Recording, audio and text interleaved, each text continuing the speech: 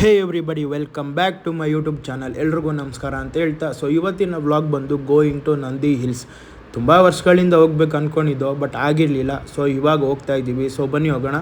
ನಮ್ಮ ಮನೆಯಿಂದ ನಂದಿ ಹಿಲ್ಸ್ಗೆ 65 ಕಿಲೋಮೀಟರ್ಸ್ ಆಗುತ್ತೆ. ನಾನು ಇಲ್ಲಿಂದ ಹೋಗಿ ನನ್ನ ಫ್ರೆಂಡ್ನ ಪಿಕ್ ಮಾಡ್ಕೊಂಡು ಆಮೇಲೆ ಅಲ್ಲಿಂದ ಹೊರಟಿದ್ದು. ಡೈರೆಕ್ಟಾಗಿ ನಂದಿ ಬೆಟ್ಟದಿಂದಾನೇ ರೆಕಾರ್ಡಿಂಗ್ ಸ್ಟಾರ್ಟ್ ಮಾಡಿದ್ದೀವಿ. ಬನ್ನಿ ಹೋಗೋಣ. ಆದಷ್ಟು ಬೆಟ್ಟನ ಹತ್ತೋದು ಮತ್ತು ಇಳಿಯೋದು ಎರಡೂ ಕವರ್ ಮಾಡಿದ್ದೀವಿ. I hope you guys like it.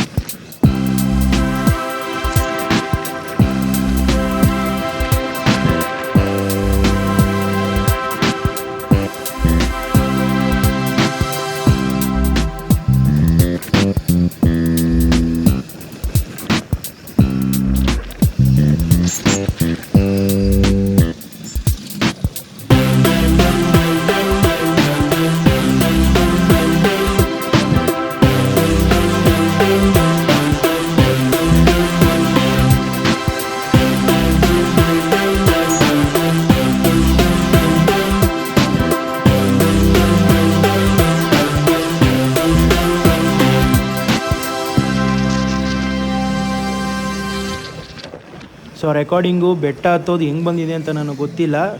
ನಿಮಗೆಲ್ಲ ಓಕೆ ಅನಿಸಿದ್ರೆ ಓಕೆ, ಯಾಕೆಂದರೆ ನಮ್ಮ ಹತ್ರ ಗೋಪ್ರೋ ಇಲ್ಲ. ನನ್ನ ಫ್ರೆಂಡು ಹಿಂದೆ ಕೂತ್ಕೊಂಡು ಅವನ ವಿವೋ ಮೊಬೈಲ್ನಲ್ಲಿ ಕ್ಯಾಪ್ಚರ್ ಮಾಡಿದ್ದು. ಹೇಗೆ ಬಂದಿದೆ, ಹೆಂಗೆ ಬಂದಿದೆ clarity, I hope it's fine. Finally reach ಆಗಿ ಬಂದು ನೋಡಿದ್ರೆ ಆಲ್ರೆಡಿ ಇಲ್ಲಿ ಜನ ಸಾಗರ ಸೇರಿಬಿಟ್ಟಿತ್ತು. ಎಷ್ಟೊಂದು ಜನ ಆಲ್ರೆಡಿ ಲೈನಲ್ಲಿ ನಿಂತ್ಕೊಂಡ್ಬಿಟ್ಟಿದ್ರು. ಕ್ಯೂ ಎಷ್ಟೊಂದಿತ್ತು. ನೋಡಿ ಇಲ್ಲಾಗಲೇ ಇಷ್ಟು ಗಾಡಿಗಳು ಬಂದು ನಿಂತಿರಲೇಬೇಕು. ಯಾಕೆಂದರೆ ಯಾರ್ಯಾರು ಆಲ್ರೆಡಿ ಟಿಕೆಟ್ನ ಕೆಳಗಡೆ ತೊಗೊಂಡಿರ್ತೀರ, ಅವ್ರಿಗೆ ಇಲ್ಲಿ ಮೇಲ್ಗಡೆ ಬಂದು ನಿಂತ್ಕೊಂಡು ಟಿಕೆಟ್ ಲೈನಲ್ಲಿ ಟೈಮ್ ವೇಸ್ಟ್ ಮಾಡೋ ಅವಶ್ಯಕತೆ ಇಲ್ಲ. ನಾನು ನನ್ನ ಫ್ರೆಂಡು ಮೊದಲನೇ ಟೈಮ್ ಆಗಿರೋದ್ರಿಂದ ನಾವು ಲೈನಲ್ಲೇ ಅರ್ಧ ಮುಕ್ಕಾಲು ಗಂಟೆ ವೇಸ್ಟ್ ಮಾಡಿಬಿಟ್ವಿ. ಸೊ ಆಮೇಲೆ ಗೊತ್ತಾಗಿದ್ದು ನಮಗೆ ಟಿಕೆಟ್ ಅಲ್ಲಿ ಕೆಳಗಡೆ ತೊಗೊಂಡಿದ್ರೆ ಮೇಲೆ ತೊಗೊಳ್ಳೋ ಅವಶ್ಯಕತೆ ಇಲ್ಲ ಅಂತೇಳಿ. ಸೊ ಆಮೇಲೆ ನಾವು ಮತ್ತೆ ಮೇಲೆ ಹೋಗೋ ಅಷ್ಟರಲ್ಲಿ ಸೂರ್ಯ ನೆತ್ತಿ ಮೇಲೆ ಬಂದಿದ್ದ. ನೆತ್ತಿ ಮೇಲೆ ಬಂದು ಆಲ್ರೆಡಿ ಟಿಫನ್ ಟೈಮ್ ಆಗೋಗಿತ್ತು.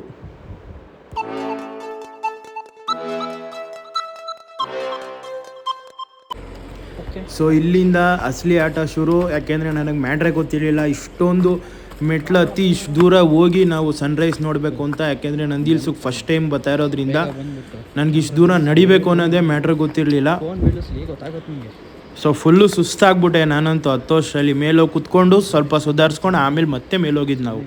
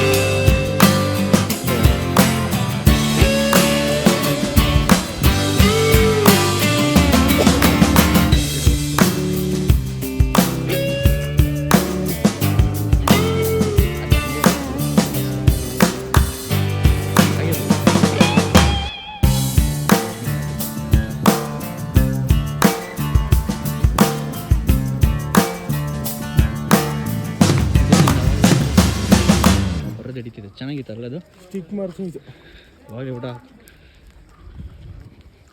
ಸ್ಟಿಕ್ ತಗೊಂಡು ಇಲ್ಲೇನಾದ್ರು ನೋಡ್ತೀಯಾ? ಏನೂ ಇಲ್ಲ ಅಲ್ಲಿ.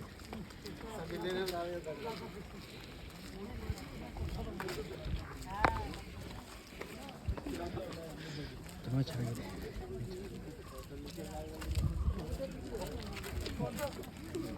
ಅಲ್ಲಿ ದುಡ್ಡು ಕೊಡೋದು ಅಲ್ಲೇ ಇಲ್ಲಿ ಬೇರೆ ಮಾಡಿಸ್ತಾರೆ. ನೋಡ್ದೆ ತೋರಿಸ್ತಾ ಇದ್ದೀನಿ ನಮ್ಮ ಮಾಮ್ಸ್ ನೋಡೋ ಮಾಮ್ಸ್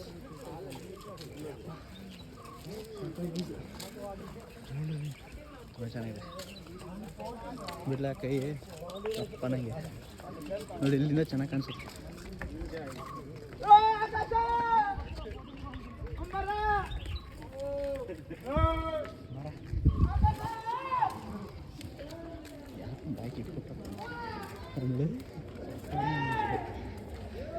ಫ್ಲೈಟ್ ನೋಡ್ದ ಯಾವಾಗಿದ್ದು? ಪೊಲೀಸ್ ಅವರಾಗಲಿ ಗೌರ್ಮೆಂಟ್ ಅವರಾಗಲಿ ಏನಕ್ಕೆ ಇಂಥ ಪ್ಲೇಸಸ್ಗಳನ್ನೆಲ್ಲ ಬ್ಯಾನ್ ಮಾಡ್ತಾರೆ ಅಂದರೆ ಇವ್ರುಗಳಿಂದಾನೆ. ಈಗ ಕಿರ್ಚ್ಕೊತಾ ಇದ್ದಾರಲ್ಲ ಇವರು, ಒಂದು ಗ್ರೂಪ್ ಆಫ್ ಫ್ರೆಂಡ್ಸು ಒಂದು 5-6 ಜನ ಇದ್ದರು. ಸುಮ್ಮನೆ ನಾನ್ಸೆನ್ಸ್ ಆಗಿ ಕಿರ್ಚ್ಕೊಂಡು ಹೆಸ್ರುಗಳನ್ನ ಹೋಗ್ತಾಯಿದ್ರು. ಸೊ ಇವರೆಲ್ಲ ಹೆಂಗೆ ಅಂದರೆ ಇಲ್ಲಿ ಬಿರಿಯಾನಿಲಿ ಸಿಕ್ಕೋ ಯಾಲಕ್ಕಿ ಇದ್ದಂಗೆ ಇರಿಟೇಟ್ ಆಗ್ತಾ ಇರ್ತವೆ, ಮಧ್ಯದಲ್ಲಿ ಸಿಗ್ತಾ ಇರ್ತವೆ. ಈ ಕಡೆ ತಿನ್ನೋಕ್ಕೂ ಆಗಲ್ಲ, ಈ ಕಡೆ ಬಿಸಾಕೋಕ್ಕೂ ಆಗಲ್ಲ.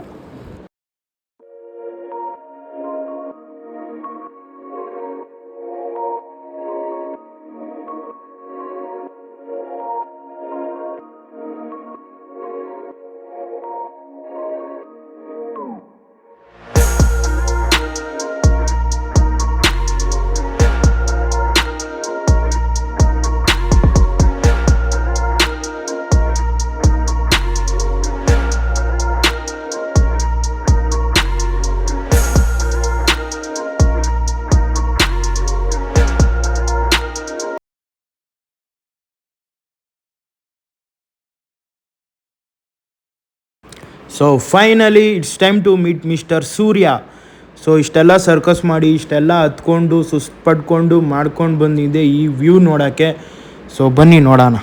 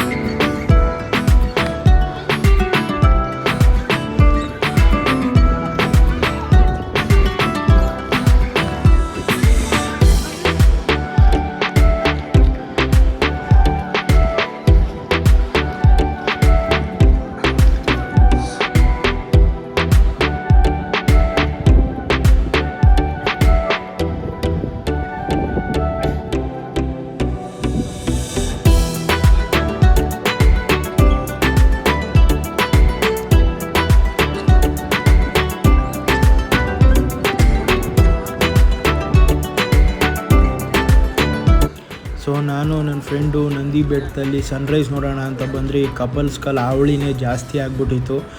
ಎಲ್ಲಿ ನೋಡಿದ್ರು ಕಪಲ್ಸ್ ತಪ್ಕೊಂಡು ಮಲಗಿರ್ತಾರೆ, ಎಲ್ಲ ತಪ್ಕೊಂಡು ನಿಂತಿರ್ತಾರೆ. ನನಗೂ ನನ್ನ ಫ್ರೆಂಡ್ಗೂ ತುಂಬ ಬೇಜಾರಾಗೋಯ್ತು. ಸೊ ನೆಕ್ಸ್ಟ್ ಟೈಮ್ ಬರೋಷ್ಟರಲ್ಲಿ ನನಗೂ ನನ್ನ ಫ್ರೆಂಡ್ ಇಬ್ರಿಗೂ ಒಂದೊಂದು ಹುಡುಗಿ ಸಿಗಲಿ ಅಂತ ಆ ದೇವರಲ್ಲಿ ಬೇಡ್ಕೋತೀನಿ.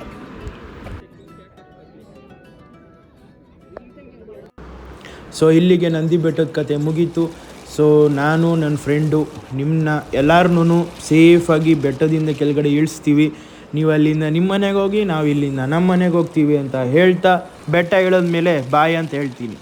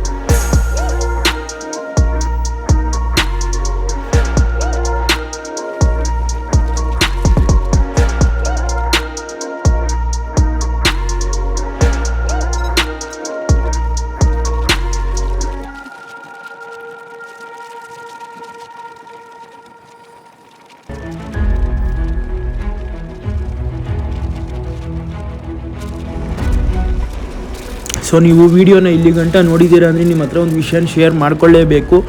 ನೀವು ಅಕಸ್ಮಾತ್ ಬ್ರೇಕ್ಫಾಸ್ಟ್ ಮಾಡಬೇಕು ಅಂದರೆ ಮನೆಯಿಂದನೇ ತಂದುಬಿಡಿ, ಅಥವಾ ಊರಿಂದ ಆಚೆ ಹೋಗಿ ಸಿಟಿಲಿ ಎಲ್ಲಾದರೂ ತಿನ್ನಿ. ಈ ಸರೌಂಡಿಂಗಲ್ಲಿ ಎಲ್ಲೂ ಬೆಟ್ಟ ಇಳಿದಾಗಲಿ ಅಥವಾ ಮೇಲೆಲ್ಲೂ ತಿನ್ನೋಕ್ಕೆ ಹೋಗಬೇಡಿ. ಯಾಕೆ ಬೆಟ್ಟ ಇಳಿದ್ಮೇಲೂ ಅಷ್ಟೇ ಸುತ್ತಮುತ್ತ ಇರೋ ಹೋಟ್ಲಲ್ಲಿ ತುಂಬ ರೇಟ್ಗಳನ್ನ ಹೇಳ್ತಾರೆ, ತುಂಬ ಕಾಸ್ಟ್ಗಳನ್ನ ಹೇಳ್ತಾರೆ. ಆ್ಯಂಡ್ ಊರ್ ಎಂಟ್ರೆನ್ಸಲ್ಲೂ ಅಷ್ಟೇ ಮ್ಯಾಗಿ ಗಾಡಿಗಳನ್ನ ನೀವು ನೋಡಿರ್ಬೋದು, ಅಲ್ಲೂ ಅಷ್ಟೇ ತುಂಬ ರೇಟ್ಗಳು ಹೇಳ್ತಾರೆ. ನಾನು ನನ್ನ ಫ್ರೆಂಡ್ ಟ್ರೈ ಮಾಡ್ದೋ, ತುಂಬ ರೇಟ್ಗಳು ಹೇಳಿದ್ರು. ಸೊ ಯಾರೂ ಟ್ರೈ ಮಾಡೋಕ್ಕೆ ಹೋಗಬೇಡಿ, ಅವರು ರೀಸನಬಲ್ ಪ್ರೈಸ್ ಹೇಳಲ್ಲ, ತುಂಬ ಪ್ರೈಸ್ಗಳು ಹೇಳ್ತಾರೆ.